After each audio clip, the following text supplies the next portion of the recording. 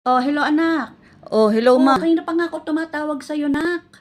Oo, Oh, kasi bakit meron akong po? darating na parcel diyan. Nakalimutan kong mag-iwan ng pangbayad. Hala, si mama lagi na lang Oo, ikaw kumain muna, kinakalimutan. anak. O sige, Oo bayaran naman, mo babayaran mamaya naman kita makalimutan agad mo na pagkadating naman. ko. Ikaw O sige. naman. Oo, anak. Sige, salamat, anak. I love you. Oh, dumating na si mama. Ma, kunin ko na yung hiniram mo kanina, yung pinabayad ko sa parcel. Alis ako eh. Abay, kadadating ko lang, ayan agad ang bungad mo sa akin. Sisingilin mo agad ako? Aba naman, hindi mo man lang ako maantay na makapagpahinga man lang, makaupo man lang.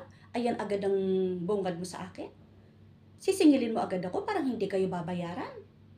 Aba, hindi niyo ba alam kung anong paghihirap ang pinagdaanan ko? Wow. Nung pinagbubuntis ko kayo?